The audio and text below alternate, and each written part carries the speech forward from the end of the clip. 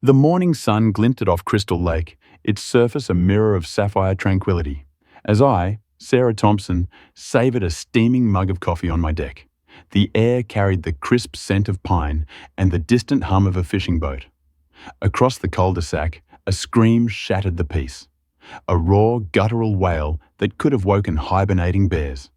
Karen Henderson, Pine Ridge's HOA dictator, stood in her driveway, her platinum blonde bob trembling as she gaped at my newly erected 12-foot privacy wall.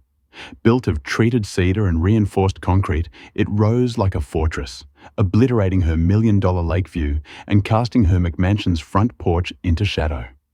Her voice cracked as she shrieked herself hoarse, cursing my name, the wall, and the very concept of justice. I raised my mug in a silent toast, the cedar's rich grain glowing in the dawn. This wasn't just a wall. It was karma, chiseled to perfection and built to last. Let me take you back to the spark that ignited this Pine Ridge showdown. I'm a 48-year-old corporate accountant, a number cruncher who traded 2 decades of boardroom battles for a slice of paradise.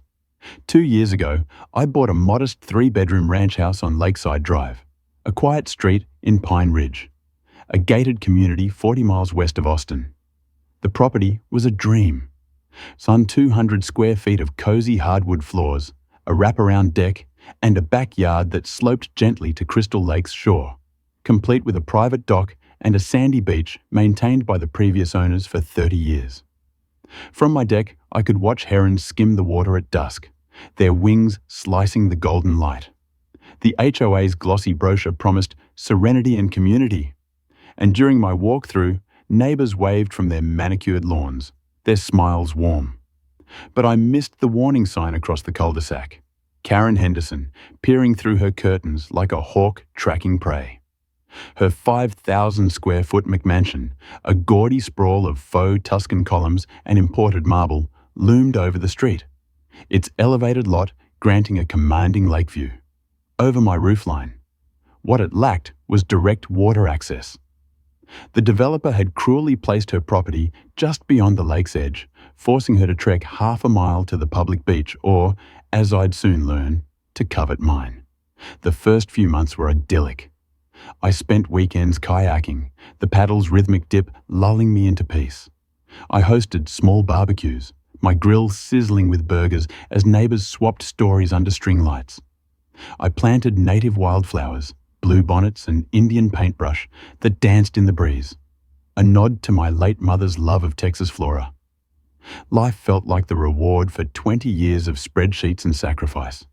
Then, one Saturday morning, a knock disrupted my coffee ritual.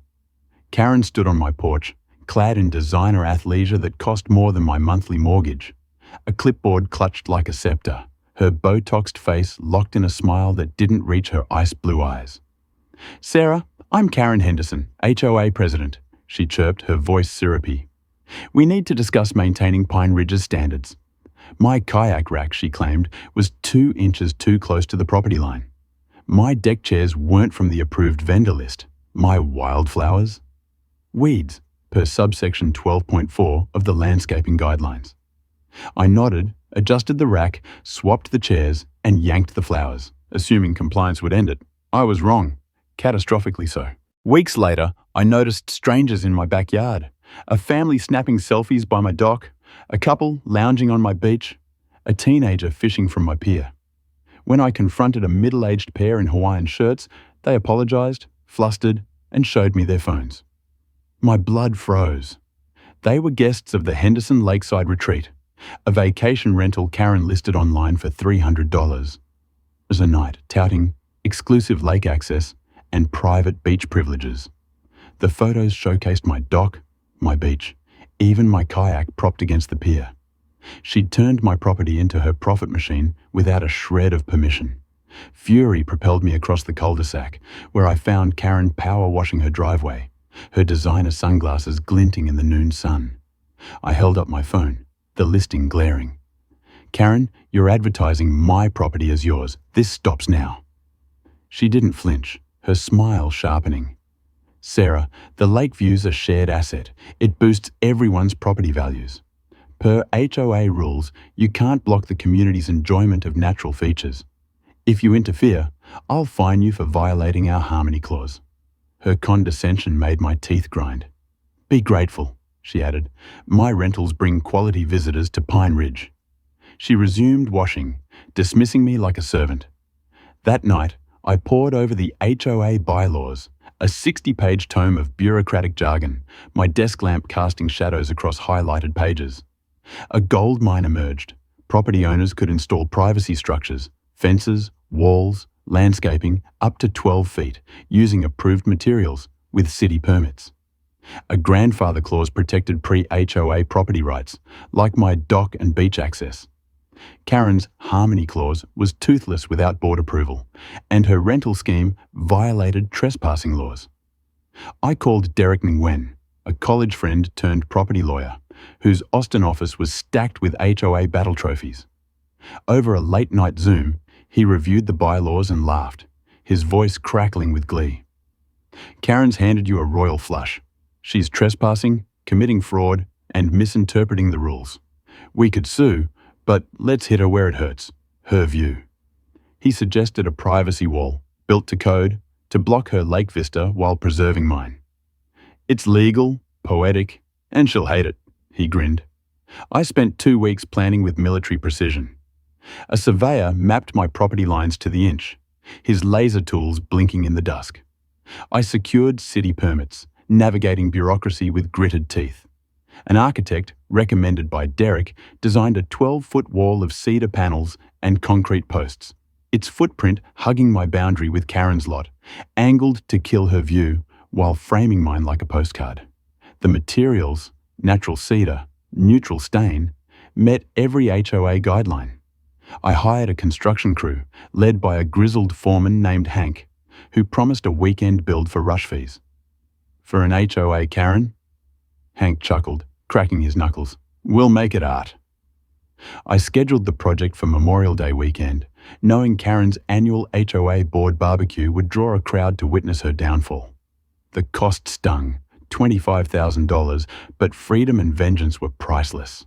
Saturday, 7 a.m., the crew arrived, their trucks rumbling like a cavalry charge. By noon, concrete posts cured in deep footings, their rebar gleaming. By dusk, the cedar frame stood tall, a skeletal promise of justice. Sunday morning, panels rose, each nailed with a satisfying thunk. By afternoon, the crew applied weatherproof stain, the cedar's scent mingling with lake breeze. The wall was a masterpiece, 12 feet of elegant defiance, its lines clean, its impact devastating. From my deck, Crystal Lake sparkled, framed by pines. From Karen's elevated porch, she faced a cedar monolith, her view reduced to wood grain. I cracked a beer, savoring the quiet, until Karen's shriek pierced the air. She charged across the street, her barbecue guests trailing like a confused flock, their paper plates abandoned. Her face, purple with rage, clashed with her pastel sundress. "Sarah, you've ruined Pine Ridge," she screamed, fists balled. "This wall's a blight. I'll sue. I'll have you arrested. I'll rally the HOA." I handed her a folder. Permits, surveyor's report, bylaw excerpts, screenshots of her listings, and Derek's cease and desist letter. "Everything's legal, Karen," I said, calm as a judge. "Your move." Her hands shook as she flipped through the pages, her guests murmuring. A board member, Clara Evans, peered at the listing screenshots, frowning. "Karen, is that Sarah's doc?" Another, Jim Larson, muttered about fraud and HOA insurance. Karen's rally cry, "This destroys our community," fell flat. Her allies wavered. She demanded an emergency board meeting to dismantle the wall, but Clara hesitated. "We'll meet Tuesday, but we need to review this." The barbecue dissolved in whispers, guests checking their phones, some likely discovering their own properties in Karen's listings. Monday, I kayaked at dawn, the lake's stillness mirroring my resolve. Neighbors stopped by, some applauding the wall, others sharing Karen's past sins, fining a veteran for unapproved flagpoles, harassing a single mum over her kids' chalk art. A quiet alliance formed, neighbors texting plans to attend the meeting. Tuesday's HOA meeting packed the community centre, the air thick with tension. I arrived with a PowerPoint, my laptop humming. Security footage showed renters on my dock, time-stamped. Testimonials from misled guests described Karen's lies. I detailed her threats, my failed diplomacy, and the wall's compliance. I protected my rights, I said, because Karen wouldn't. Nods rippled through the crowd. An elderly couple, the Millers, shared how Karen claimed their garden was community space for renters. A young dad recounted fines for his dog's excessive barking, a yip at dawn. Karen's defense was a disaster. Stammering, she insisted her rentals elevated Pine Ridge, but dodged questions about her $15,000 in unreported rental income. Treasurer Jim demanded financial records, suspecting tax evasion. The board voted unanimously. Karen was ousted as president, my wall was upheld, and a new rule banned advertising unowned amenities. Clara, elected interim president, apologized to me publicly. The fallout was swift and brutal. Karen's listings vanished from rental platforms, flagged for fraud. Guests demanded refunds, some suing for misrepresentation. The Texas Attorney General's office opened a fraud investigation, probing her rental profits and HOA fund misuse. She'd charged maintenance fees to renters, pocketing thousands. 3 months later, a process server knocked, seeking Karen's address to deliver a summons. She faced civil suits from renters and criminal fraud charges, with fines potentially topping $200,000. Her real estate license was suspended after 12 complaints exposed her strong-arming neighbours into listing with her agency. Pine Ridge's real estate market buzzed with scandal. Karen's McMansion hit the market, a foreclosure notice taped to its door. I was mulching my new wildflower bed when her moving truck idled out. Karen glared at the wall, her eyes venomous. I raised my coffee mug, smiling. She flipped me off, the truck's tires squealing as she fled Pine Ridge for good. The wall stands, a cedar sentinel guarding my peace. Neighbours call it Sarah's Justice, a landmark of defiance. Clara's HOA slashed petty rules, approving gardens and chalk art. Block parties bloomed, kayaks dotted the lake, and Pine Ridge felt like a community again. I framed a photo of the wall at sunset, its silhouette against the lake, with a plaque. Karma builds tall. Guests chuckle, but it's a reminder. Bullies crumble when resolve meets rules. Got an HOA horror story? Share below. Like if this saga stirred you, and stay tuned for more tales where justice towers over tyranny.